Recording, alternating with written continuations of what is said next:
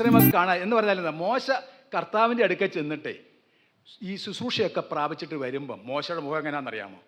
നല്ല തേജസ്സോടെ വിളങ്ങും. അപ്പോൾ മോശ എല്ലാം അറിയിച്ച് കഴിഞ്ഞിട്ട് ഈ മോശ എന്ത് ചെയ്യുന്നറിയാമോ? ഒരു മൂടുപടം. എന്താ കാരണം?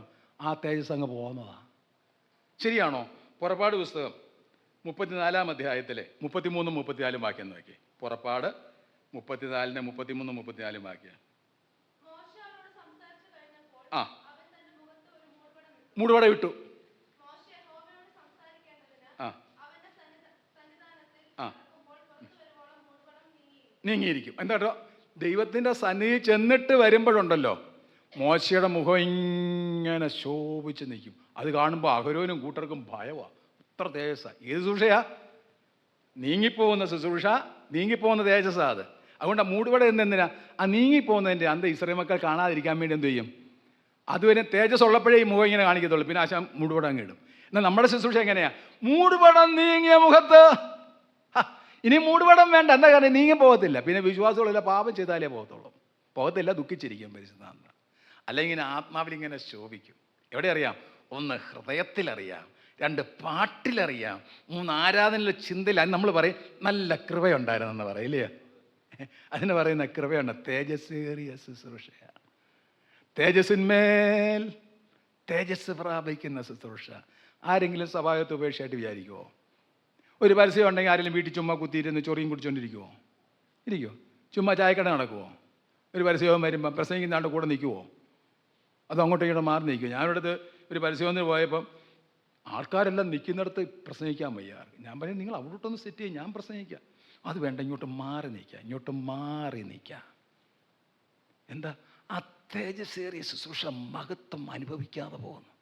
ഇത് ആത്മനിറവിലായാലുണ്ടല്ലോ, ഈ ജഡത്തിൽ വെളപ്പെട്ട, ആത്മാവിൽ പ്രഖ്യാപിക്കപ്പെട്ട, ദൂതന്മാർക്ക് പ്രത്യക്ഷനായ, ജാതികളിൽ പ്രസംഗിക്കപ്പെട്ട, ലോകത്തിൽ വിശ്വസിക്കപ്പെട്ട, തേജസ്സിലെടുക്കപ്പെട്ട കർത്താവിനെ സാക്ഷിക്കുമ്പോൾ അവൻ്റെ ഹൃദയം തേജസ് കൊണ്ട് അറിയും. അവൻ തേജസ്സിലേക്ക് നടത്തപ്പെടും. മാത്രമല്ല, തേജസ്സിന്മേൽ തേജസ് പ്രാപിച്ച് അതേ പ്രതിമയായിട്ട്. അപ്പം നമ്മുടെ ശുശ്രൂഷ എങ്ങനെയുള്ളതാ? തേജസ്സേറിയ സഹോദരന്മാർ വരുമ്പോൾ ആ ഒരു പാട്ട് പാടുമ്പോൾ എങ്ങനെ പാടണം? തേജസ്സേറിയ പാട്ട്, തേജസ്സേറിയ സ്തോത്രം, തേജസ്സേറിയ ആത്മീയ ചിന്തകൾ, ആരാധന ചിന്തകൾ, തേജസ്സേറിയ വചന ശുശ്രൂഷ. അവൻ ജഡത്തിൽ വെളിപ്പെട്ടു, ആത്മാവിൽ നിരീക്ഷിക്കപ്പെട്ടു, ദൂതന്മാർക്ക് പ്രത്യക്ഷനായി, ജാതികളിൽ പ്രസംഗിക്കപ്പെട്ടു, ലോകത്തിൽ വിശ്വസിക്കപ്പെട്ടു, തേജസ്സിലെടുക്കപ്പെട്ടു. എങ്ങനെ ജീവിക്കണം? സഭയിൽ എങ്ങനെ ജീവിക്കണം? ഈ ദൈവഭക്തിയുടെ മർമ്മം ധ്യാനിച്ച് നമ്മുടെ ജീവിതത്തിൽ വരുമ്പോൾ സഭ ജീവിതം അനുഗ്രഹിക്കപ്പെടും. അടുത്തതായിട്ട് വിജയകരമായ സഭ ഇതിൻ്റെ 2ാമത്തെ കാര്യം, കൃപാവരങ്ങളെക്കുറിച്ച് നമുക്കൊരു അറിവുണ്ടായിരിക്കണം. കൃപാവരങ്ങളെ തിരിച്ചറിയണം. 1 കൊരിന്ത്യർ 12-ാം അധ്യായത്തിൻ്റെ 1-ാമത്തെ വാക്യം ഒന്ന് വായിക്കും. 1 കൊരിന്ത്യർ 12:1.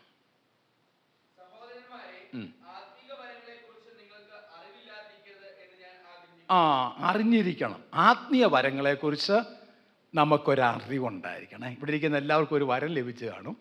അപ്പോൾ വരമുണ്ട്, ആ വരങ്ങളെക്കുറിച്ച് അറിവുണ്ടായിരിക്കണം. അപ്പോൾ എന്തെല്ലാം അറിവാണ് നമുക്ക് ലഭിക്കേണ്ടത്? ആത്മീയ വരങ്ങളെക്കുറിച്ച് അത്യാവശ്യമായിട്ട് എന്തെല്ലാം അറിവുണ്ടായിരിക്കണ്ടേ? 1 കൊരിന്ത്യർ 12-ാം അധ്യായത്തിൻ്റെ 11-ാമത്തെ വാക്യം നോക്കിക്കേ.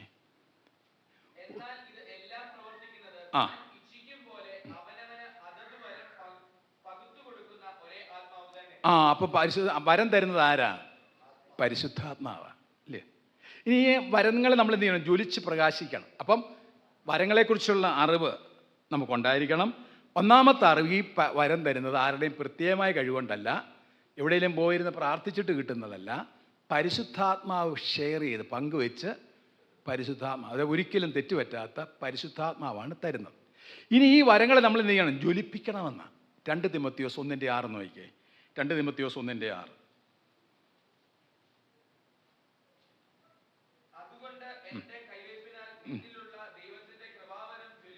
ജ്വലിപ്പിക്കണം. ആ കൈവെപ്പിന എന്നുള്ളത് ചുരുക്കെഴുത്താണ് കേട്ടോ. എന്ന് പറഞ്ഞാൽ പൗലൂസിന് തുഷയാലുണ്ടായെന്ന് അതിൻ്റെ അർത്ഥം.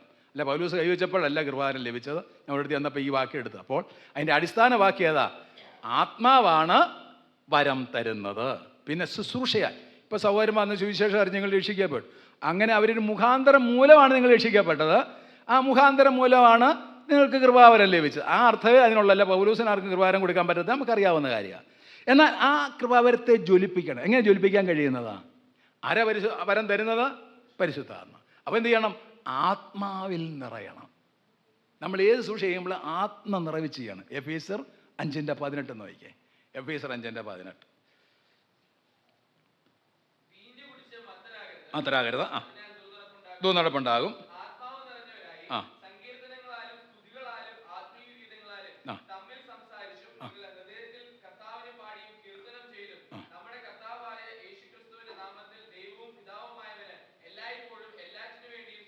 അപ്പോൾ നമ്മൾ ഏത് ശുശ്രൂഷ ചെയ്താലും നമ്മുടെ കൃപാവരം ജ്വലിക്കണമെങ്കിൽ നമ്മൾ ആത്മാവിൽ നിറയണം.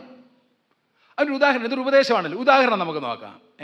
എഫേസ്യ ലേഖനം 3-ാം അധ്യായത്തിലെ 7-ാമത്തെ വാക്യം. എഫേസ്യർ 3:7. അവന്റെ ശക്തിയുടെ വ്യാപാരപ്രകാരം ആ സുവിശേഷം അവന്റെ ശക്തിയുടെ വ്യാപാരപ്രകാരം, ആത്മനിറവിൽ ആ സുവിശേഷം ശക്തിയുടെ വ്യാപാരപ്രകാരം എനിക്ക് ലഭിച്ച ദൈവത്തിൻ്റെ കൃപാവരത്താൽ. അപ്പോൾ ആത്മനിറവും കൃപാവരം ജ്വലിക്കുന്ന ഒന്നുപോലെ വരും. അപ്പോൾ ആത്മാവിനാൽ നിറയണം. അപ്പോൾ ആത്മാവിനാൽ നിറഞ്ഞ ശുശ്രൂഷ ചെയ്യണം. നമ്മൾ പഠിച്ചു, കൃപാവരം തരുന്ന പരിശുദ്ധാത്മാവാണ്. ആ പരിശുദ്ധാത്മാവിനെ നമ്മൾ ആ കൃപാവരത്തെ ജ്വലിപ്പിക്കണം. അത് നമ്മൾ ആത്മനിറവിൽ ചെയ്യണം. ഇപ്പോൾ ഒരു യുവാവ് ഇവിടെ നിന്നുകൊണ്ട് ആരാനും ചിന്ത പറയുമ്പോൾ നല്ല ആത്മനിറവിൽ ചെയ്യുമ്പോൾ മൂപ്പന്മാർ പറയും, ഈ കൊച്ചന് കൃപാവരമുണ്ട്. അവന് ബോധ്യപ്പെടും, കേൾവിക്കാർക്കും ബോധ്യപ്പെടും. ഇല്ല, അങ്ങനെ നമ്മൾ ഓരോരുത്തരും ശുശ്രൂഷക്കാരായി തീരണം. സഭയല്ലേ പറയുന്നത്. എന്നോട് എത്ര പേര് വന്നു സുവിശേഷയിലേക്ക് വിളിയുണ്ടെന്ന്. പക്ഷേ ഞാൻ പറഞ്ഞു, കർത്താവ് വിളിക്കുമ്പോൾ ഞാൻ ഇറങ്ങാമെന്ന് പറഞ്ഞു. അങ്ങനെ വിളിച്ചപ്പോൾ ഞാൻ ഇറങ്ങി. കാരണം ശുശ്രൂഷയിൽ കൃപാവരം ഉണ്ടെങ്കിൽ അത് വിശ്വാസികൾക്കും പ്രാർത്ഥിക്കുന്നവർക്കൊക്കെ തെളിഞ്ഞു കിട്ടും. ഇനി എങ്ങനെയാണ് ഈ ആത്മനിർഭം ഉണ്ടാകുന്നത്? എങ്ങനെയാണ് ആത്മനിർഭം ഉണ്ടാകുന്നത്? നമുക്ക് നോക്കാം. യൂദയുടെ ലേഖനം 20-ാമത്തെ വാക്യം. യൂദയുടെ ലേഖനം 20-ാമത്തെ വാക്യം. എങ്ങനെയാണ് ആത്മനിർഭം ഉണ്ടാകും? യൂദ 20.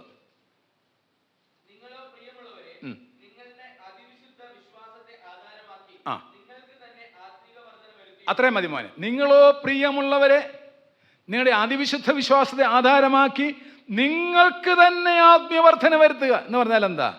ഇവിടെ ഇരിക്കുന്ന ഓരോ രക്ഷിക്കപ്പെട്ട സഹോദരന്മാരും ഓരോ സഹോദരിമാരും നിങ്ങൾക്ക് തന്നെ ആത്മീയവർദ്ധന വരുത്തണം.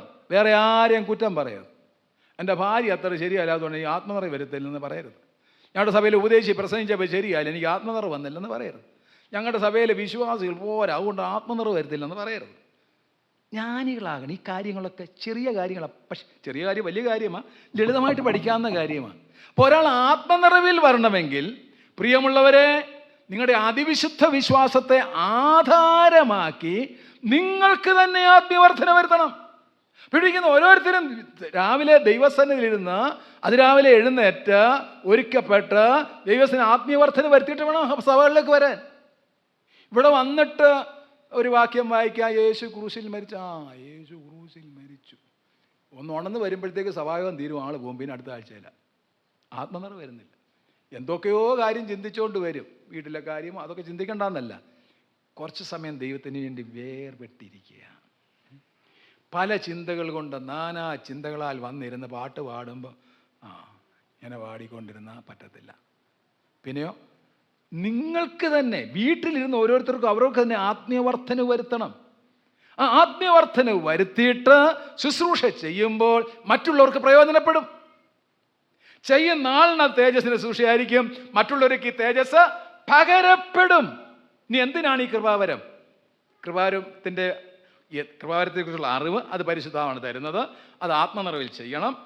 നമുക്ക് തന്നെ ആത്മീയവർദ്ധന വരുത്തുന്നത് എങ്ങനെയാണെന്ന് ചോദിച്ചു. ഇനി എന്തിനാ കൃപാവരം? 1 കൊരിന്ത്യർ 12:7. 1 കൊരിന്ത്യർ 12:7.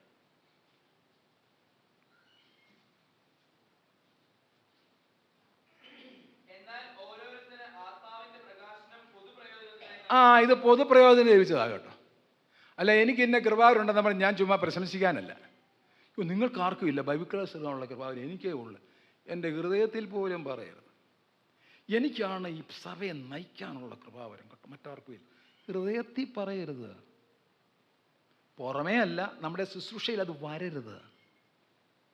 ഞാൻ വിചാരിച്ചിട്ട് ഒരു സഭയുണ്ടായതാണ്, ഹൃദയത്തിൽ പോലും വരരുത്. നമ്മൾ അപ്രയോജനവൃത്യരാണ്. ഇത് പൊതുപ്രയോജനം നമ്മളെ ഏൽപ്പിച്ചിരിക്കുക. ഇപ്പോൾ ഉദാഹരണത്തിന് ഇപ്പോൾ ഒരു പ്രാർത്ഥനാ കൂട്ടത്തിൽ ബിസ്ക്കറ്റ് കൊടുക്കുക. കണ്ട് ഇവിടെ ഒരു മോളാണ് എനിക്ക് ബിസ്ക്കറ്റ് തന്നെ ഇല്ല, അവിടെ ഒരു പ്ലേറ്റ് ബിസ്ക്കറ്റ് ഇവർ ഉദ്ദേശിമാരോ പ്രായമുള്ളവർ കൊടുത്തു. അവൾ ബിസ്ക്കറ്റ് മേടിച്ചിട്ട് എല്ലാവരും പറയാം, എനിക്ക് മാത്രമേ ബിസ്ക്കറ്റ് കിട്ടിയുള്ളൂ, നിങ്ങൾക്കൊന്നും കിട്ടിയില്ല. എനിക്കാ കിട്ടിയത്. എന്ന് പറഞ്ഞാൽ പ്രായമുള്ളവരെന്താ പറയാം, എൻ്റെ മോളെ അത് കൊടുക്കാനാടി നിൻ്റെ കയ്യിൽ തന്നത്. പ്രായമുള്ളവർ പറയത്തില്ലേ ഇതുപോലെ. നമുക്ക് കൃപാവരം ഉണ്ടെങ്കിൽ കർത്താവ് പറയും, എടാ അത് പോയി ആൾക്കാർക്ക് വിളമ്പി കൊടുക്കാൻ തന്നതാ, പൊതുപ്രയോജനത്തിനാ. ഈ സത്യം എല്ലാവരും മനസ്സിലാക്കി ആ സഭയിൽ അസൂയ ഉണ്ടാകത്തില്ലെന്ന്. ഇത് പഠനം ശരിയായിട്ടുള്ള ദർശനമില്ലാത്തതുകൊണ്ട് ജനം മര്യാദ വിട്ട് നടക്കുക. ഒരു ഉദ്ദേശം ദൈവം എടുത്ത് ഉപയോഗിക്കുമ്പം കുശുമ്പ് കൂർത്തു. എന്താ കാരണം? ഇത് എനിക്ക് പ്രയോജനത്തിന് ദൈവം തന്നേക്കുന്നതാ, എനിക്ക് സർവീസിന്, എൻ്റെ അനുഗ്രഹത്തിന് വേണ്ടി ദൈവം തന്ന അനുഗ്രഹമാണത്. ഞങ്ങളുടെ സഭയിൽ ഉദ്ദേശിച്ച ദൈവം എടുത്ത് ഉപയോഗിക്കുന്ന, എന്നെ ആത്മീയവർദ്ധനയ്ക്ക് വേണ്ടി ദൈവം എടുത്ത് ഉപയോഗിക്കുന്ന ദൈവത്തിൻ്റെ ദാസനാണെന്ന്. ഈ ദർശനമില്ലാതെ പോകുന്നതുകൊണ്ടാ കുശുമ്പ് കൂത്തുന്നേ. ഗുണത്തേക്കാൾ ദോഷമുണ്ടാകുക. ശുശ്രൂഷ ചെയ്യുന്നവർ ഓർക്കണം, അനുഭവിക്കുന്ന ഓർക്കണം, ഇത് പൊതുപ്രയോജനത്തിന് അവിടെ സാത്താൻ ഇടം ഉണ്ടാകത്തില്ല. ശരിയായ പഠനമില്ലെങ്കിൽ, ദർശനമില്ലാത്തൊരു ജനം മര്യാദ വിട്ട് നടക്കുന്നു. എന്ത് കഷ്ടമനുഭവിക്കുന്നത്. ഇതൊക്കെ പ്രാരംഭത്തിലെ സഭയിലെ വിശ്വാസയുടെ ഹൃദയത്തിൽ അങ്ങ് നിറയ്ക്കുക, അങ്ങ് നിറയട്ടെ, ആത്മനിറവിൽ ചെയ്ത് നിറയ്ക്കട്ടെ. എല്ലാവർക്കും തുല്യ പ്രാധാന്യതയുണ്ട്. ആത്മനിറവിൽ ചെയ്യുക. അങ്ങനെ നിറവിൽ ചെയ്യുന്നവരെ ഉണ്ടല്ലോ ദൈവം മാനിക്കും കേട്ടോ. ശരിക്കും ദൈവം മാനിക്കും. വിശ്വാസികളെയും ഉദ്ദേശിമാരെയും എല്ലാം ദൈവം നോക്കാം. 1 തെസ്സലോനിക്കർ 5:12 നോക്കി. 1 തെസ്സലോനിക്കർ 5:12 ഇങ്ങനെയുള്ളവർ നോക്കി കർത്താവ് എന്തായിരിക്കും പറയുന്നത്. 1 തെസ്സലോനിക്കർ 5:12. ആ ആ ആ ആ സഹോദരന്മാർ നിങ്ങളിൽ അധ്വാനിക്കുകയും നിങ്ങളെ പ്രബോധിക്കുകയും ചെയ്യുന്നവർ അവരുടെ വേല നിമിത്തം അവരെന്ത് ചെയ്യണം? ബഹുമാനിക്കണം. ഇനി ഒരു പക്ഷേ ജനങ്ങൾ അത്ര അങ്ങോട്ട് ബഹുമാനിച്ചില്ലെന്ന് വെച്ചോ, കർത്താവ് മാനിക്കുമോ? ഞാൻ ഈ വേദഭാവം വായിച്ചിട്ട് അങ്ങനെ സന്തോഷിക്കാൻ. സഭയിൽ അധ്വാനിക്കുന്നവരെ പ്രബോധിപ്പിക്കുന്നവരെ മാനിക്കണമെന്ന് ആരാ പറഞ്ഞത്? കർത്താവ്. എന്താ കാരണം? കർത്താവ് സ്വന്തം രക്തത്താൽ സമ്പാദിച്ച സഭയാണ്. ആ സഭയിലെ ശുശ്രൂഷക്കാരെ കർത്താവ് ഇങ്ങനെ നോക്കിക്കൊണ്ടിരിക്കുക, ഇല്ലയോ? അതുകൊണ്ടല്ലേ പത്രോസൻ പറഞ്ഞത്, നീ ഇവയിൽ അധികമായിട്ട് എന്നെ സ്നേഹിക്കുന്നുണ്ടോ? ഉണ്ടെങ്കിൽ എന്ത് ചെയ്യണം? എൻ്റെ ആടുകളെ. എന്തോ പറച്ചിലായില്ലേ. യോഹന്നാൻ്റെ സുവിശേഷം 21-ാം അധ്യായത്തിൻ്റെ 15, 16, 17 വാക്യം നോക്കിയാൽ അറിയാം. ഇല്ലേ, യോഹന്നാൻ്റെ മകനെ ശിമോനെ 15-ാമത്തെ വാക്യത്തിൽ, നീ ഇവയിൽ അധികമായിട്ട് എന്നെ സ്നേഹിക്കുന്നു. സ്നേഹിക്കുന്നതാ നീ എൻ്റെ ആടുകളെ. എടാ നീ സഭയുടെ കാര്യം ചെയ്യടാ മോനെ. ഇപ്പം 16-ാമത്തെ വാക്യത്തിലും യോഹന്നാൻ ശിമോനെ നിനക്ക് ഇവരിൽ അധികമായിട്ട് എന്നെ പ്രിയമുണ്ട്. ഉണ്ട് കർത്താവ്, നീ എൻ്റെ ആടുകളെ പാരി. 3-ാമത് ചോദിച്ചപ്പോഴത്തേക്കും പൊട്ടിക്കഴിഞ്ഞാൽ അത് വേറെ വിഷയമാണ്. അവിടെയും കർത്താവ് എന്താ പറയുന്നത്? അപ്പോൾ സഭയെ ശുശ്രൂഷ ചെയ്യുന്നത് ദൈവത്തിനും ഇഷ്ടമാണ്. സഭാ ശുശ്രൂഷ നമ്മൾ ആത്മത്തിൽ ലോകത്തിലെ ഭയഭക്തിയോടെ ചെയ്താൽ ഒന്നാമത് ചെയ്യുന്നവർക്ക് അനുഗ്രഹമാണ്, കേൾക്കുന്നവർക്കും അനുഗ്രഹമാണ്. ആണോ? നമുക്ക് നോക്കാം. എബ്രായ ലേഖനം 11-ാം അധ്യായത്തിലെ 7-ാമത്തെ വാക്യം നോക്കി. എബ്രായ 11:7.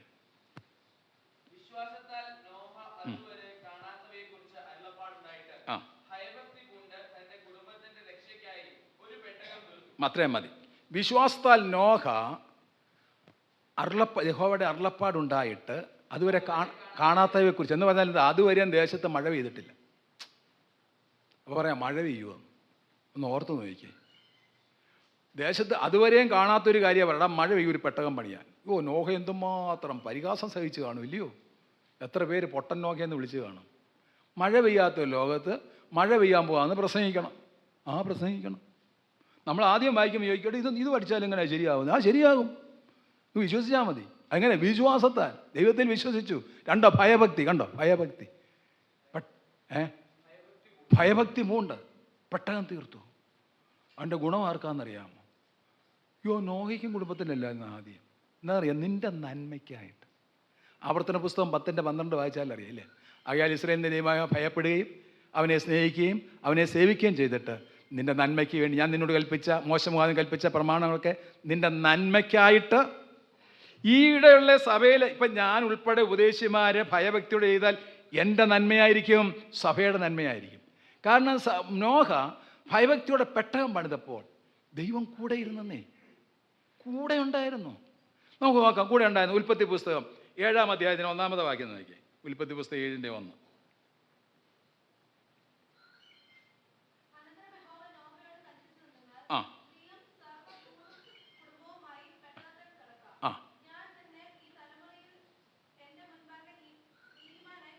ഉണ്ടോ ഉണ്ടോ? ശ്രദ്ധിച്ചോ, ആ പെട്ടകം പണിത് അതിന് തൊട്ടു മുമ്പുള്ള വാക്യം 6-ാം അധ്യായത്തിൻ്റെ അവസാനത്തെ വാക്യം നോക്കുക. യഹോവ കൽപ്പിച്ചതുപോലെ പെട്ടകം പണിത് കഴിഞ്ഞപ്പം കർത്താവിൻ്റെ ശബ്ദം കേട്ടു. എന്ന് പറഞ്ഞാൽ എന്താ? നോഹയുടെ കൂടെ ആരുണ്ടായിരുന്നോ? കർത്താവ് ഉണ്ടായിരുന്നു. ഭയഭക്തി നിമിത്തം ശുശ്രൂഷ ചെയ്യുന്നവരോട് ആരുണ്ടെന്നറിയാമോ? എന്താ കാരണം? ദൈവത്തിൻ്റെ വാഗ്ദത്തമാണ്. യോഹന്നാൻ 14:23 ഇല്ല, യോഹന്നാൻ 14:20. എന്നെ സ്നേഹിക്കുന്നവൻ എൻ്റെ വചനം പ്രമാണിക്കും, പിതാവ് അവനെ സ്നേഹിക്കും, ഞങ്ങൾ അവൻ്റെ അടുക്കൽ ചെന്ന് അവരുടെ വാസം ചെയ്യും. കണ്ടോ, ദൈവത്തിൻ്റെ വചനം അനുസരിക്കുന്നവരോട്. പക്ഷേ മനുഷ്യൻ്റെ മുമ്പിൽ പക്ഷേ മടയനായിരിക്കും കേട്ടോ, പരാജയമായിരിക്കും. പക്ഷെ ദൈവം കൂടെ ഉണ്ടായിരിക്കും. ഒന്നതാണ്. 2, ആ ചെയ്തതിൻ്റെ ഫലം അവനും എൻ്റെ കുടുംബം എന്തായാലും അനുഭവിക്കും. പിന്നെ അനുസരിക്കുന്ന വിശ്വാസികൾ അനുഭവിക്കും. നോഹയുടെ നീ പെട്ടത്തിൽ കയറിയിരിക്കാൻ പറഞ്ഞു. പെട്ടകത്തിൽ കയറി. നോഹ ഭയഭക്തിയോടെ പണിത പെട്ടകത്തിൽ നോഹ എത്ര ദിവസം ഇരുന്നെന്നറിയാമോ? കുഞ്ഞുങ്ങൾക്ക് അറിയാമോ? എന്തോ 1 വർഷവും 10 ദിവസവും ഇരുന്നു. 1 വർഷവും 10 ദിവസം. അത് മനസ്സിലാക്കണമെങ്കിൽ ഉൽപ്പത്തി പുസ്തകം 7-ാം അധ്യായത്തിൻ്റെ 11-ാമത്തെ വാക്യം നോക്കി. ഉൽപ്പത്തി 7:11. ആ ഉണ്ട്. 600-ാം സംവത്സരം എന്നുള്ള ശ്രദ്ധിക്കുക. 600-ാം സംവത്സരം 2-ാം മാസം. ആ ആ ആ അപ്പോൾ അന്ന് നോഹ പെട്ടകത്തിൽ കയറി. മഴ പെയ്ത് അന്ന് തന്നെ പെട്ടകത്തിൽ കയറി. ഇനി അതിൻ്റെ ഉൽപ്പത്തി പുസ്തകം 8-ാം അധ്യായത്തിൻ്റെ 14-ാമത്തെ വാക്യം നോക്കി. ഉൽപ്പത്തി 8:14. അല്ല, അതിന് മുമ്പൊരു വാക്കുണ്ട് മോളെ, 601. 8:14 അതിന് തൊട്ട് മുകളിൽ. ആ 601. 600-ാം സംവത്സരത്തിലാണ് കയറിയത്. ഇപ്പൊ 601-ാം സംവത്സരം. ആ ആ ആ ഇനി അടുത്തത് 2-ാം മാസം കിടപ്പുണ്ട്. അതിൻ്റെ അടുത്തടുത്ത് വായിച്ചു. ഉണ്ടോ? ഉണങ്ങിയത് അപ്പോഴേ ഇറങ്ങിയത്. അപ്പോൾ ഈ പണിതതിന് പ്രയോജനം ലഭിച്ചോ? ശരിക്കും അനുഭവിച്ചു. ആ പെട്ടകത്തിൽ ഇരുന്നു. മാത്രമല്ല, നോഹ ഈ പെട്ടകത്തിൽ കയറി സ്റ്റിയറിംഗ് വല്ലതും ഉണ്ടായിരുന്നോ? പെട്ടെന്ന് സ്റ്റിയറിംഗ് ഒന്നും ഇല്ലായിരുന്നു. നിങ്ങൾ വായിച്ചോ? എങ്ങോട്ടാണ് ഇത് പോകുന്നത്? കയറി കഴിഞ്ഞിട്ട് വെള്ളം 4 ദിവസം അങ്ങോട്ട് മഴ പെയ്ത് പിന്നെ എത്ര ദിവസം ഇതിങ്ങനെ ഒഴുകി നടന്നേ? എന്തെങ്കിലും ചിന്തകളൊക്കെ കയറി വന്നാൽ എന്നാ ചെയ്യും? ഇനി എങ്ങനെ ആയിരിക്കും ഭാവി? എവിടെ നോക്കിയാലും വെള്ളമല്ലാതെ വേറെ ഒന്നുമില്ല. വിശ്വാസ ജീവിതം ഒന്ന് നോക്കണേ. ചിലപ്പോൾ നോക്കുമ്പോൾ ചുറ്റും വെള്ളം മാത്രമേ ഉള്ളൂ. എല്ലാവരും പിണങ്ങി, എല്ലാവരും തെറ്റിദ്ധരിച്ചു. കൊച്ചുങ്ങളുടെ കാര്യം എങ്ങനെ, ഭാവി കാര്യം എങ്ങനെ? എത്രയോ പേരാ. ഇതിനെ ആരാ നിയന്ത്രിക്കുന്നത്? നമ്മുടെ കയ്യിലങ്ങനെ നിയന്ത്രണം വല്ലതും ഉണ്ടോ? ഈ നോഹയ്ക്കൊരു നിയന്ത്രണം ഇല്ലെന്നേ. ഇതെവിടെ സമുദ്രത്തിലാണോ നിൽക്കുന്നത്? മലയുടെ മുകളിലാണോ? താഴ്വരയിലാണോ? ആർക്കറിയാം? കർത്താവേ, നീ അറിയുന്നു ഇല്ലേ? അവിടെ കാണാൻ വെച്ചതെല്ലാം ചിന്തിച്ചിട്ട് കുഴഞ്ഞു വീണാലോ? പോയില്ലയോ? അതാ വിശ്വാസ ജീവിതം. എൻ്റെ ഭാവി എന്തായിത്തീരും? വാർദ്ധക്യമാകുമ്പോൾ എന്നെ ആര് നോക്കും?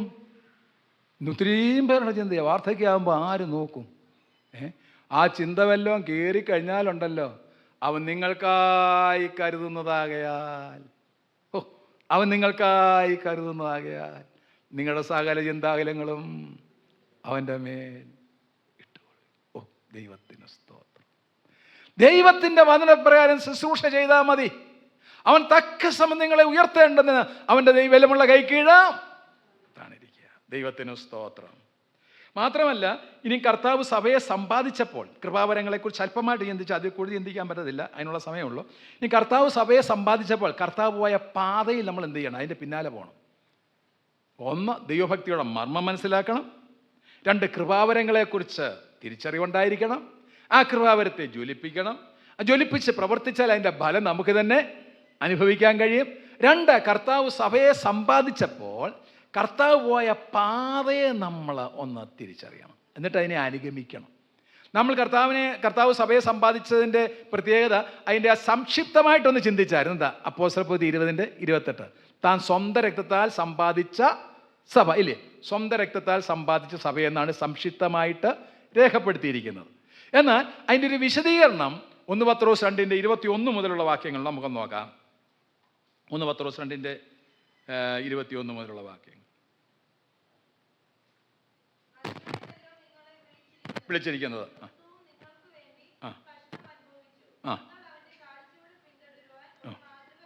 വെച്ച് പോയി. ചെയ്തിട്ടില്ല, ഉണ്ടായിട്ടില്ല.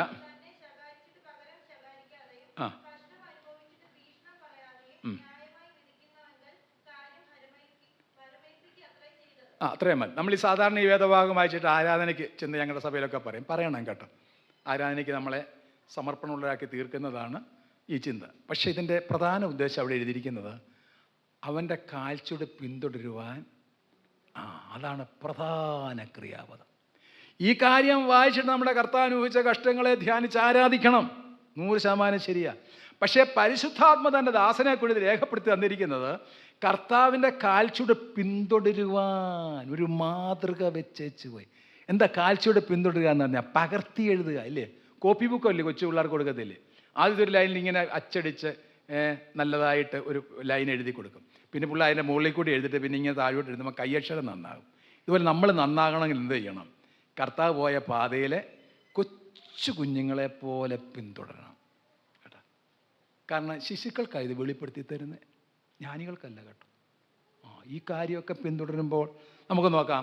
മത്തായി 11:25 നോക്കിയേ. മത്തായി 11:25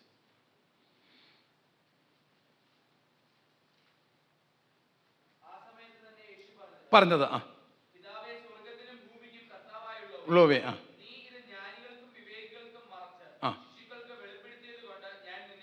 വെളിപ്പാട് ലഭിക്കുന്ന ആർക്കാണെന്നറിയാമോ? ശിശുക്കളെ പോലുള്ളവർക്ക്. ജ്ഞാനം ആർക്ക് ലഭിക്കും? അത് അറിവുള്ളവർക്ക്. ഓരോ പണ്ഡിതന്മാർ തമ്മിൽ കിടന്ന് വഴക്കിടുന്ന കണ്ടിട്ടുണ്ടോ നിങ്ങൾ? സാധാരണ വിശ്വാസികളല്ല വഴക്കിടുന്നത്. നിങ്ങൾ വേണേ നോക്കിയോ, ഒരു യൂട്യൂബ് തുറന്ന് നോക്ക്. ഒരു പണ്ഡിതൻ വേറൊരു പണ്ഡിതനെ എങ്ങനെ അടിച്ചു താഴ്ത്താൻ നോക്കും. അതിനെന്ത് വാക്കും ഉപയോഗിക്കും. ഞാനങ്ങ് അതിശയിച്ച് പോകാറുണ്ട്. വിശ്വാസികളാണെങ്കിലോ സാധാരണ ശിശുക്കളെ പോലെ ചിന്തിക്കുന്നവർ ഒരിക്കലും വഴക്കിടത്തില്ല, മറ്റുള്ളവരെ മാനി. പ്രത്യേകം മനസ്സിലാക്കണുണ്ടോ? എന്താ? അവർക്ക് വെളിപ്പാടില്ല. പിതാവേ, ജ്ഞാനികൾക്കും വിവേകൾക്കും എന്ന് പറഞ്ഞാൽ ജ്ഞാനികളാണെന്ന് ചിന്തിക്കുന്നവർക്ക് വിവേകൾക്ക് മറച്ചു വെച്ചിരിക്കുന്ന ഒരു സത്യമുണ്ട്. അത് ശിശുക്കൾക്കാണ് വെളിപ്പെടുത്തി കൊടുക്കുന്നത്. സ്തോത്രം.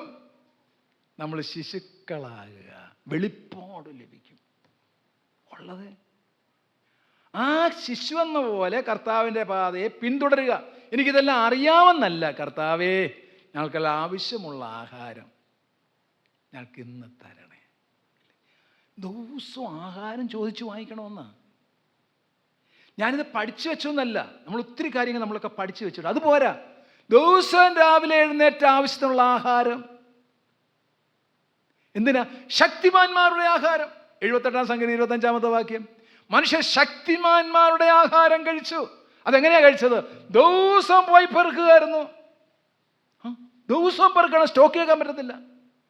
ആത്മീയാഹാരം വേണമെങ്കിൽ ദിവസവും പെറുക്കണോ? പുറപ്പാട് പുസ്തകം 16:14 നോക്കിയേ. പുറപ്പാട് പുസ്തകം 16:14. നേരം വെളുത്തപ്പോൾ മഞ്ഞ് മാറിയ ശേഷം, അതല്ലേ എൻ്റെ അതിന് തൊട്ട് മുകളത്തെ ഭാഗം കൂടെ വായിച്ചോ മോളെ.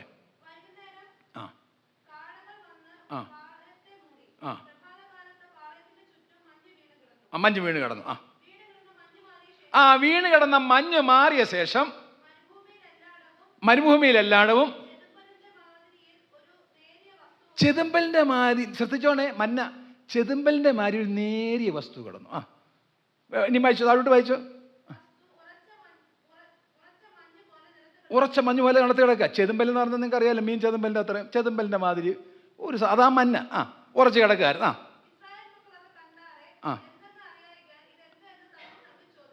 താഴോട്ട് അതൊന്നു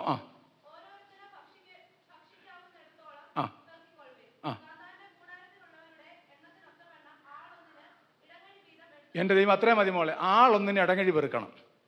സാധനം എന്തുവാ? ചെതുമ്പൽ പോലെ. എങ്ങനെ കിടക്കുക? മരുഭൂമി കിടക്കുക, ഉറച്ച് കിടക്കുക. ഇത് ഓരോന്നിങ്ങനെ സൂക്ഷ്മമായിട്ട് എടുത്താൽ ഇടങ്ങഴി പെറുക്കണമെങ്കിൽ എത്ര സമയം എടുക്കും? ഇത്ര സമയം നിങ്ങൾ വചനം പഠിക്കാറുണ്ടോ? ഇല്ലേ? പട്ടിണിയാ. എവിടെ? അകത്ത മനുഷ്യൻ പട്ടിണിയിലാണ്. അതുകൊണ്ടാണ് പത്രോസ് പറഞ്ഞു, ഇപ്പോൾ ജനിച്ച ശിശുക്കളെ പോലെ വചനമെന്ന മായമില്ലാത്ത പാലൂടെ. അവിടെ നമ്മൾ വചനമെന്ന മായമില്ലാത്ത പാലിനാണ് പ്രാധാന്യം കൊടുക്കണം. എന്നാൽ ഇപ്പോൾ ജനിച്ച ശിശുവിൻ്റെ പ്രത്യേകത എന്താണെന്നറിയാം? അമ്മമാർക്കറിയാം. പിഞ്ചു കുഞ്ഞുങ്ങൾ എത്ര നേരം പാൽ കുടിക്കുന്നത്? സ്കൂളിൽ പോടുന്ന കുഞ്ഞുങ്ങൾക്ക് രാവിലെ 9 മണിക്ക് ബ്രേക്ക്ഫാസ്റ്റ്, അല്ലെ 8 മണിക്ക് ബ്രേക്ക്ഫാസ്റ്റ്, ഉച്ചയ്ക്ക് ലഞ്ച്, 4 മണിക്ക് ഒരു ടീ ബ്രേക്ക്, വൈകിട്ട് ശാപ്പാട്. ഒരു പിഞ്ചു കുഞ്ഞിനോട് പറയാം, ഞാൻ നിനക്ക് 9 മണിയാകും പാല് തരാം. പിഞ്ചു കുഞ്ഞിനോട് പറയുമോ? 12 മണിക്ക് പിന്നെ പാല് തരാം, വൈകിട്ട് പാല് തരാം? ആരെങ്കിലും പറയുമോ? അതുകൊണ്ട് ആ കുഞ്ഞ് വളരുമോ? ഇതെന്ന് പറഞ്ഞാൽ നമ്മുടെ ആവശ്യത്തിനുള്ള ആഹാരം നമ്മൾ കഴിക്കണം. തേജസ് വരണോ? ഇടങ്ങഴി മഞ്ഞ അവർ പെറുക്കിയ സമയമെങ്കിലും നിങ്ങൾ വചനം ധ്യാനിക്കണം. അറിയാമെന്ന് പറയുന്നതല്ല ഇത്. ഇപ്പോൾ പുട്ടുണ്ടാക്കാൻ എനിക്കറിയാം, പുട്ടുണ്ടാക്കാൻ അറിയാം. ചപ്പാത്തി സാലൂടി ചോദിക്കും, ചപ്പാത്തി ഉണ്ടാക്കാൻ അറിയാം.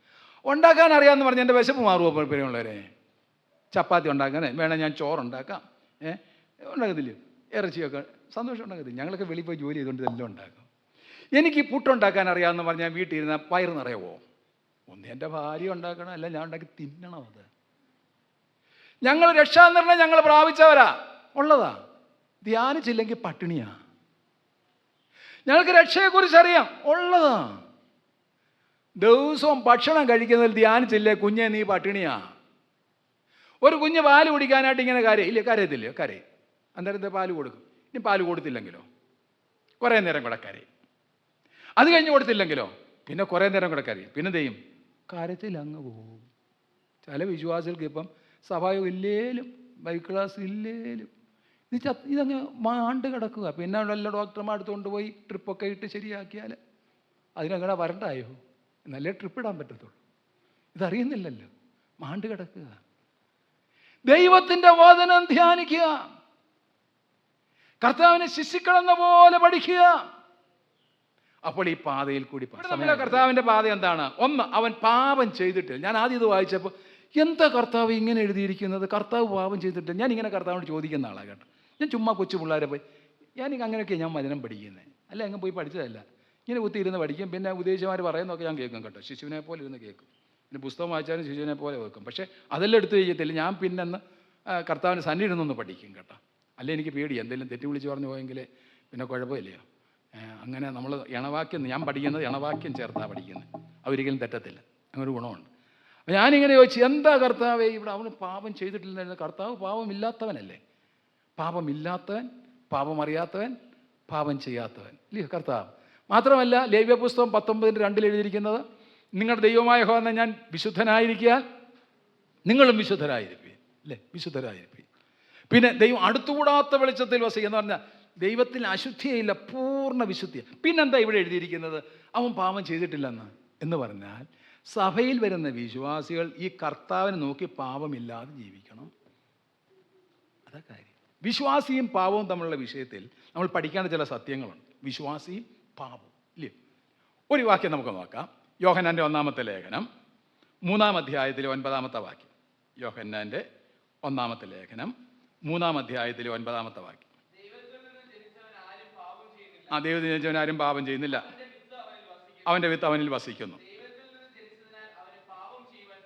എൻ്റെ ദൈവമേ, ശ്രദ്ധിച്ചോ? ദൈവത്തിൽ ജനിച്ചവൻ ആരും പാപം ചെയ്തില്ല, അവൻ്റെ വിത്ത് അവനിൽ വസിക്കുന്നു, പാപം ചെയ്യാൻ. ഇനി 1 യോഹന്നാൻ 1:8 നോക്കിക്കേ. 1 യോഹന്നാൻ 1:8. 1 യോഹന്നാൻ 1:8.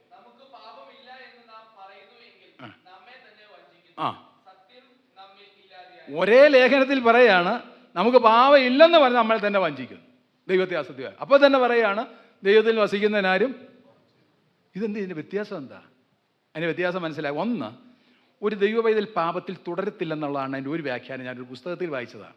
എന്നാൽ എനിക്ക് കൂടുതൽ സ്വീകാര്യമായത്, എൻ്റെ അറിവിൽ, ഞാൻ വചനം പഠിച്ചാണ് അറിയുന്നത്, എനിക്ക് കൂടുതൽ സ്വീകാര്യമായിട്ട് ലഭിച്ചത് അത് ശരിയാണ്, കറക്റ്റാണത്. എന്താ? ഒരു തെറ്റ് വന്നാൽ ഏറ്റു പറഞ്ഞ് ഉപേക്ഷിക്കും. ലംഘനം മറയ്ക്കുന്നവന് ശുഭം വരികയില്ല. എന്നാൽ ഏറ്റു പറഞ്ഞ് ഉപേക്ഷിക്കുക, അത് പാപത്തിൽ തുടരത്തില്ലെന്ന്. അതിൻ്റെ ഒരു അർത്ഥം കൂടെ പാപത്തിൻ്റെ ചതിയാൽ കഠിനപ്പെടത്തില്ലെന്നാണ്. ശരിയാണോ? നമുക്ക് നോക്കാം. എബ്രായ ലേഖനം 3:13. എബ്രായർ 3:13.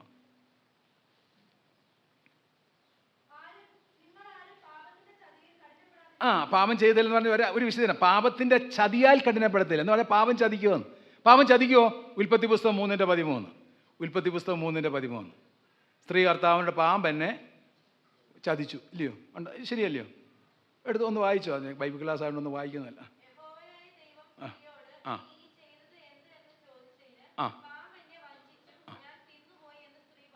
പാപം ചതിക്കും, വഞ്ചിച്ചു. ആ പാപത്തെ ചതിയാൽ കഠിനപ്പെടുക. അപ്പോൾ ദൈവത്തിൽ ജനിച്ചവരാണെങ്കിൽ ഒരു തെറ്റ് ചിന്തയിലോ വാക്കിലോ വന്നാൽ ഏറ്റു പറഞ്ഞ് ഉപേക്ഷിക്കും. 1. 2, ദൈവത്തിൽ ഞാൻ പാപം ചെയ്യത്തില്ലെന്ന് പറഞ്ഞാൽ അതിൻ്റെ മറ്റൊരു വിശദീകരണം എഫേസ്യ ലേഖനം 4-ാം അധ്യായത്തിൻ്റെ 22 മുതൽ 24 വരെയുള്ള വാക്യങ്ങൾ. അവിടെയാണ് നമുക്ക് പാപം ചെയ്യാതെ ഇരിക്കാനുള്ള ശരിയായിട്ടൊരു പഠനം ലഭിക്കും. എഫേസ്യർ 4:22 മുതൽ 24 വരെയുള്ള വാക്യങ്ങൾ. ആ ആ പുതുക്കം പ്രാപിച്ച്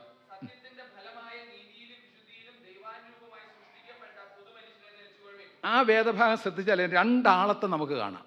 ഒന്ന്, മുമ്പിലത്തെ നടപ്പ് സംബന്ധിച്ച ചതിമോഹങ്ങളാൽ വഷളായി പോകുന്ന ഒരു മനുഷ്യൻ.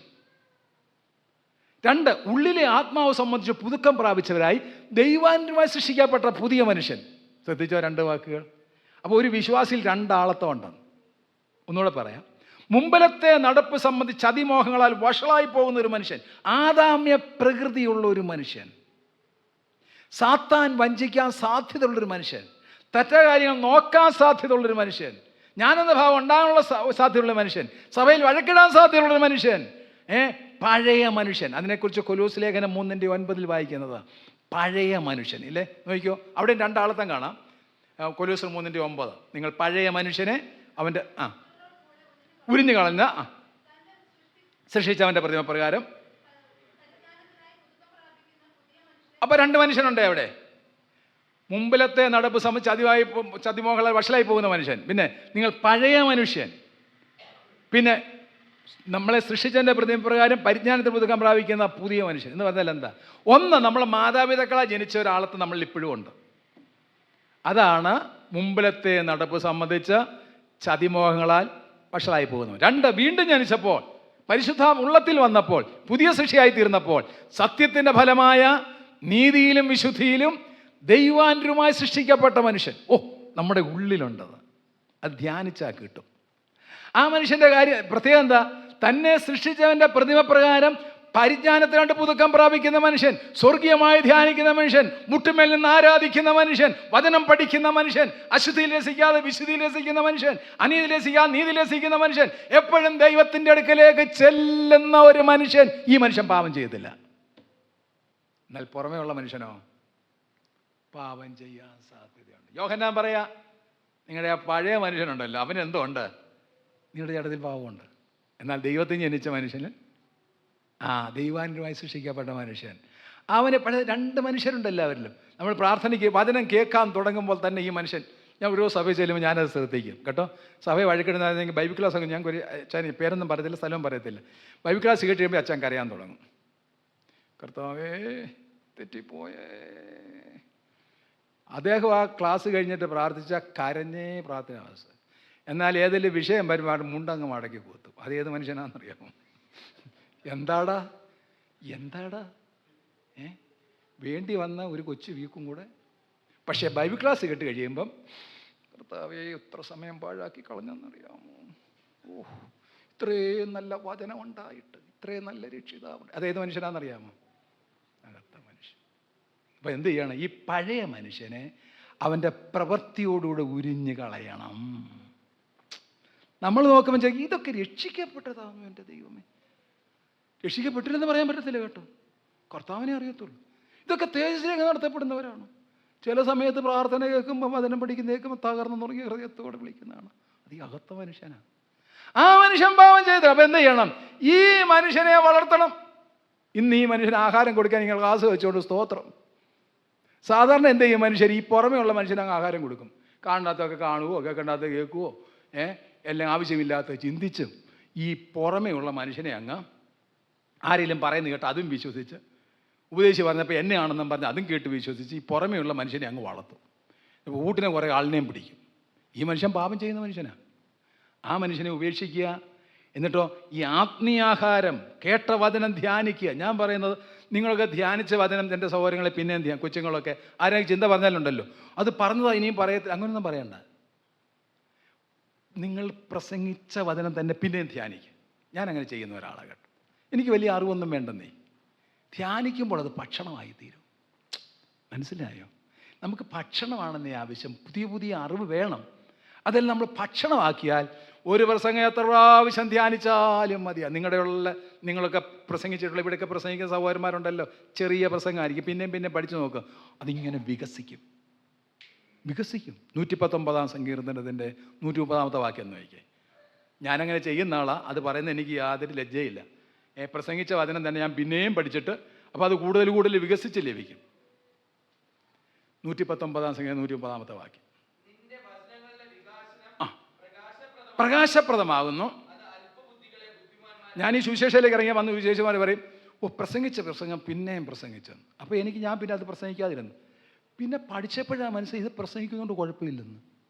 എന്നെ ഒരു സ്ഥലത്ത് ഇങ്ങനെ ഗുജറാത്തിൽ വിളിച്ചാൽ പറഞ്ഞ്, ഇതുവരെയും പ്രസംഗിക്കാത്ത ഒരു പ്രസംഗം വേണം ഞങ്ങൾക്ക് തരണമെന്ന്. ഞാൻ പിന്നെ പറഞ്ഞു, ആ പ്രസംഗിക്കാത്ത തരാം. യൂട്യൂബിലില്ലാത്ത ഒരു പ്രസംഗം പുള്ളി ഉദ്ദേശിച്ചു. ഞാൻ അദ്ദേഹത്തോട് പറഞ്ഞു, ഞാൻ ഈ പ്രസംഗിച്ച തന്നെ പിന്നെയും പ്രസംഗിക്കുന്ന ആളാണ് കേട്ടോ. ഞാൻ കാരണം പുട്ട് ഒരു പ്രാവശ്യം കഴിക്കുന്ന ആളല്ല, പല പ്രാവശ്യം പുട്ട് കഴിച്ചിട്ടുണ്ട്. പല പ്രാവശ്യം ഇഡ്ഡലി ഒരു പ്രാവശ്യമാണ് കഴിച്ചിട്ടുള്ളത്. കഴിക്കുന്നവർ ചോറ് ഒരു പ്രാവശ്യം മാത്രമാണ് കഴിച്ചിട്ടുള്ളത്. അല്ലല്ലോ, പ്രസംഗിച്ചത് പിന്നെയും നിങ്ങൾ ധ്യാനിക്കണം. അതിങ്ങനെ വികസിച്ച് ലഭിക്കും. അത് ആർക്ക് ആഹാരമാണ്? അകത്ത മനുഷ്യന്. നിങ്ങളൊരു പ്രസംഗം എത്ര പ്രാവശ്യമാണേലും പറഞ്ഞോ. ഒന്ന് കേട്ട പ്രസംഗം പിന്നെ ഒരാൾ പ്രസംഗിച്ചെന്ന് പറഞ്ഞാൽ അതിന് കമൻറ്റൊന്നും ചെയ്യരുത്. അത് പിന്നെയും കേൾക്ക്. ആഹാരമാണെന്ന്, ആഹാരമാണ്, അറിവല്ല. ധ്യാനിക്ക്. അപ്പോൾ ഏത് വചനശ്രീ നമുക്ക് എന്ത് ചെയ്യും? ഉപകാരപ്രദമായി തീരും.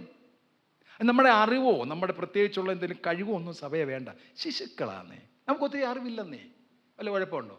വലിയ കാര്യം ചോദിച്ചാൽ എനിക്ക് അറിയത്തില്ലെന്ന് പറഞ്ഞ് നിങ്ങൾ ആരെങ്കിലും പിണങ്ങുമോ? ഞാൻ ചാടി കയറിയുള്ള പോഷത്തെല്ലാം കൂടെ പറഞ്ഞാലോ അറിയാവുന്ന ആളാണെന്നും പറഞ്ഞ്? അപ്പോഴേ പ്രശ്നമുള്ളൂ. ഒരു ചോദ്യം ചോദിച്ചു നിങ്ങൾ, എനിക്കറിയത്തില്ല സൗരഭ, ഞാൻ പഠിച്ചിട്ട് പറയാമെന്ന് പറഞ്ഞാൽ എന്തെങ്കിലും ആരെങ്കിലും എന്നോട് പിണങ്ങുമോ? അറിയാവുന്ന മറ്റുള്ള കാര്യം പറഞ്ഞാലോ? അപ്പോൾ തന്നെ നിങ്ങൾ എന്നെ വിലയിരുത്തും. അതുകൊണ്ട് അങ്ങനെ അറിവിൻ്റെ കാര്യത്തിൽ ആരും കിടന്ന് ബഹളം വയ്ക്കണ്ട. പിന്നെയോ, ഈ അകത്ത മനുഷ്യൻ ശക്തിപ്പെടാനുള്ള ആഹാരം നിങ്ങൾ ധ്യാനിച്ച് വചനം കണ്ടെത്തി ഭക്ഷിക്കുക. അപ്പോൾ എന്ത് ചെയ്യുന്നില്ല? പാവം ചെയ്യാത്ത അകത്ത മനുഷ്യൻ ഇങ്ങനെ പുറമേ ഉള്ള മനുഷ്യനെ ഒതുങ്ങിക്കൊള്ളൂ. അവൻ്റെ വായിൽ വഞ്ചനയില്ല. അവൻ്റെ വായിൽ നോക്കിയ 1 പത്രോസ് 2:21, അവൻ്റെ വായിൽ അവൻ പാപം ചെയ്തിട്ടില്ല. പിന്നെ അവൻ്റെ വായിൽ വഞ്ചനയില്ല എന്ന് പറഞ്ഞാൽ എന്താ? ഹൃദയപൂർവ്വം സത്യം സംസാരിക്കുക. ഈ വിശ്വാസികളൊക്കെ കള്ളം പറയുമോ?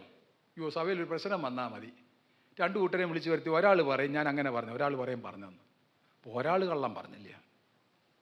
ഒരു പ്രശ്നം വരുമ്പോഴേ വിശ്വാസികളെ വിളിച്ച് നമ്മളത് പരിഹരിക്കാൻ ചെല്ലുമ്പം അപ്പം മുറിക്കുന്ന ആളുകളാണ് പറയുന്നത്. ഒരാൾ പറയും ഞാൻ അങ്ങനെ പറഞ്ഞിട്ടില്ല, ഒരാൾ പറയും എന്ത് പറയും? പറഞ്ഞെന്ന് പറയും. അപ്പോൾ ഒരാൾ എന്ത് ചെയ്യുന്നുണ്ട്? ഏതായാലും അവിടെ ഒരു കള്ളം നടന്നിട്ടുണ്ടല്ലേ. മാത്രമല്ല പലരും സ്വന്തം നിരൂപണത്തിൽ കൂടി സംസാരിക്കും. ഇപ്പോൾ ഒരു സഹോദരി എവിടെയെങ്കിലും പോവുകയാണെങ്കിൽ അടുത്ത വീട് സഹോദരി ആ പോയത് എവിടെയാണെന്ന് അറിയത്തില്ല, പക്ഷേ സ്വന്തം നിരൂപണം പറയും, ആ സഹോദരി അവിടെ പോയതായിരിക്കും എന്നെനിക്ക് തോന്നുന്നു. അതെന്താ?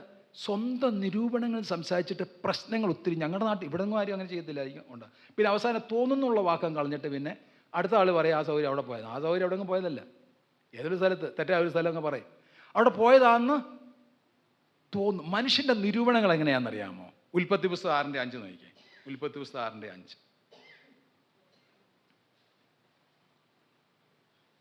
മനുഷ്യൻ്റെ നിരൂപണങ്ങൾ. ആ,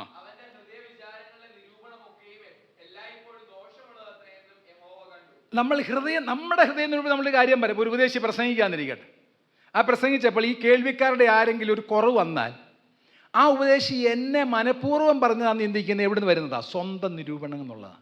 അങ്ങനെ പറയരുത് കേട്ടോ, അങ്ങനെ പറയരുത്. ഉപദേശിമാർ പ്രസംഗിക്കുമ്പോഴും മനഃപൂർവ്വം ഉപദേശിമാർ പറയത്തില്ല, പറഞ്ഞാൽ പിന്നെ കൃപാവരം ജ്വലിക്കത്തില്ലെന്ന്. ബുദ്ധിയുള്ള ഒരൊറ്റ ഉപദേശിമാരും ആരെയും കുത്തി പറയത്തില്ല, പറഞ്ഞാൽ പിന്നെ അവരുടെ ശുശ്രൂഷയ്ക്ക് കൃപ ലഭിക്കത്തില്ല. അതുപോലെ ആരും അങ്ങനെ തെറ്റിദ്ധരിക്കരുത്. എന്നെ ഉദ്ദേശിച്ച് ഞാൻ ചേലക്കോട്ടുകാരെ ഒരു കൺവെൻഷൻ എന്നെ വിളിച്ചു, തൃശ്ശൂരിനടുത്ത ചേലക്കോട്ടുകാർ. അവിടെ മത്തായി മാസ്റ്റർ എന്ന് പറയുന്നൊരു മൂപ്പനുണ്ട്. ഞാൻ അവിടെ ചെന്ന് ഞായറാഴ്ച പിന്നെ വെള്ളിയാഴ്ചയായിരുന്നു പോയി, വെള്ളിയും ശനിയും ഞായറുമായിരുന്നു. അപ്പോൾ വെള്ളിയാഴ്ച കൺവെൻഷന് പ്രസംഗിച്ചു. പിന്നെ ശനിയാഴ്ച ക്ലാസ് ഉണ്ടായിരുന്നു. ക്ലാസ് കഴിഞ്ഞപ്പോൾ എന്നോട് മത്തായി മാസ്റ്റർ വിളിച്ച് പറയാം, ബ്രദറെ ഞാനില്ലേ ബ്രദറിനെ വിളിച്ച്? അതെ. ഞാൻ ബ്രദറിന് എന്തെങ്കിലും വാക്ക് പറഞ്ഞായിരുന്നു? ഇല്ല. ബ്രദർ ഇവിടുത്തെ കാര്യമോ പറഞ്ഞേ? ഇനി എല്ലാവരും കൂടെ എന്നോട് വഴക്കിന് വരും. ഞാൻ പറഞ്ഞു എൻ്റെ ബ്രദറെ ഞാനിതൊന്നും പറഞ്ഞതല്ല. മത്തായി മാസ്റ്റർ ജീവിച്ചിരിപ്പുണ്ട്. പുള്ളി അങ്ങ് കരഞ്ഞെന്നേ. കാരണം അത് വചനം പറയുമ്പോൾ അങ്ങനെയുള്ള കുറവുകൾ വരും. നമ്മൾ ഓർക്കണം, എൻ്റെ കുറവാണെങ്കിൽ നമ്മൾ എന്ത് ചെയ്യണം? വ്യസനിത മാർഗ്ഗം എന്നിലുണ്ടോ എന്ന് നോക്കി എന്നെ ശാശ്വത മാർഗ്ഗം. അതല്ലാതെ ഞങ്ങൾ ഇന്നലെ വൈകിട്ട് ദാവീദിനെ കുറിച്ച് 2 ശമൂവേൽ 12-ാം അധ്യായത്തിലെ ആ വേദഭാഗമായിരുന്നു പഠിച്ചത്. അപ്പോൾ നാഥാം പ്രവാചകൻ ദാവീദിൻ്റെ അടുക്കൽ ചെന്നൊരു ദൃഷ്ടാന്തം പറഞ്ഞു. അത് കേട്ട രാജാവ് എന്നുള്ളത് ദാവീദ് പറഞ്ഞു ആ മനുഷ്യൻ മരണയോഗ്യനാണ്. അപ്പോൾ ഈ ഉപദേശം എന്താ പറഞ്ഞത്? ആ മനുഷ്യൻ. ദാവീദ് ദേഷ്യപ്പെട്ടോ? ദാവീദ് രക്ഷപ്പെടാൻ കാരണം ആ വചനം കേട്ടപ്പോൾ അയാൾ ദേഷ്യപ്പെട്ടില്ല. ദൈവമാണ് എന്നോട് സംസാരിക്കുന്നത്. പ്രിയമുള്ളവരെ, അനുഗ്രഹിക്കപ്പെടണമെങ്കിൽ ഒരു വചനം കേൾക്കുമ്പോൾ നിങ്ങൾ നിരൂപണങ്ങൾ കൂടി ചിന്തിക്കാതെ ദൈവമാണ് എന്നോട് സംസാരിച്ചത്. സ്വന്തം നിരൂപണങ്ങൾ സംസാരിക്കരുത്. ആ ഒരു വാക്യം കൊണ്ട് വായിച്ചിട്ട് നമുക്ക് നിർത്താം.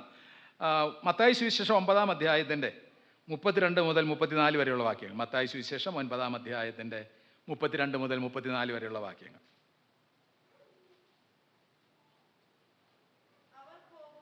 ആ ആ കൊണ്ടുവന്നു,